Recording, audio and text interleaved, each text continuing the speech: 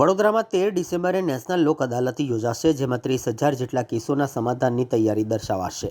Legal service ઓથોરિટીના secretary Gadhvi સાહેબના જણાવ્યા અનુસાર આ વર્ષની અંતિમ નેશનલ લોક અદાલત 13 ડિસેમ્બર શનિવારે વડોદરા જિલ્લામાં યોજાવાની છે. નેશનલ લીગલ સર્વિસ ઓથોરિટીની માર્ગદર્શિકા અનુસાર ગુજરાતની તમામ અદાલતોની જેમ વડોદરાની અદાલતોમાં પણ આ લોક અદાલત જિલ્લા કાનૂની સેવા સત્તા મંડળ દ્વારા આયોજિત છે. આ લોક અદાલતમાં સમાધાન લાયક અંદાજિત 30,000 કેસ મૂકવામાં આવ્યા છે. પ્રી લોક અદાલત સિટિંગમાં વકીલો અને ન્યાયિક અધિકારીઓના પ્રયત્નોથી 3,000 જેટલા ચેક ડિસઓનર કેસો તેમજ 100 જેટલા મોટર અકસ્માત વળતર દાવાનું સફળતાપૂર્વક સમાધાન કરવામાં આવ્યું છે.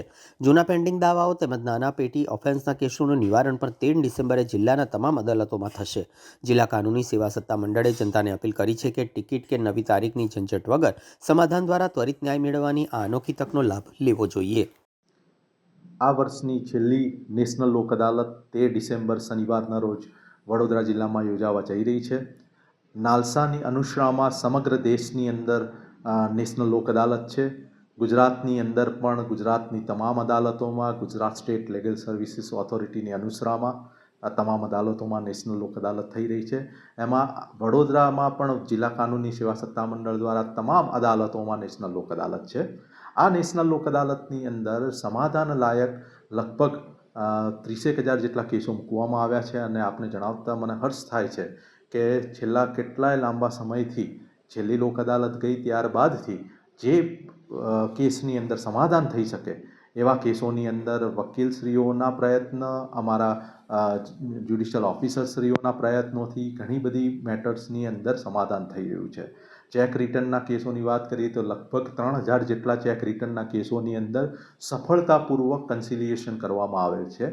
તદુપરાંત મોટર એક્સિડન્ટ ક્લેમના જે કેસીસ છે કે જેમાં પરિવારમાં કોઈકે પોતાનો કમાનાર વ્યક્તિ ગુમાવ્યો છે, તો એવા કેસોની અંદર પણ અમે કન્સિલિએશનના સિટિંગ કર્યા હતા, પ્રી લોક અદાલત સિટિંગ, જેની અંદર અરજદારના વકીલશ્રીઓ અને ઇન્સ્યોરન્સ કંપનીના વકીલશ્રીઓ વચ્ચે સમાધાનના પ્રયત્ન કરવામાં આવ્યા અને લગભગ 100 જેટલા કેસીસની અંદર સફળતાપૂર્વક અમે તેમાં ક્લેમની રકમ નક્કી કરી શક્યા છીએ. એટલે આમ કહેવા જઈએ કે આ નેગોશિયેબલ ઇન્સ્ટ્રુમેન્ટ એક્ટના કેસો તથા જૂના દાવાઓ કે જેની અંદર વર્ષોથી જે કેસો પેન્ડિંગ હતા એવા દાવાઓની અંદર પણ લોક અદાલતમાં પ્રી લોક અદાલત સિટિંગ દ્વારા એવા કેસો પણ પૂર્ણ થવા જઈ રહ્યા છે. તો 13 તારીખે સમાધાનથી શક્ય બને એવા કેસો, તદુપરાંત જે નાના નાના પેટી ઓફેન્સના કેસો છે એવા કેસીસ પણ વડોદરા જિલ્લાની તમામ અદાલતોની અંદર એ દિવસે પૂર્ણ થશે.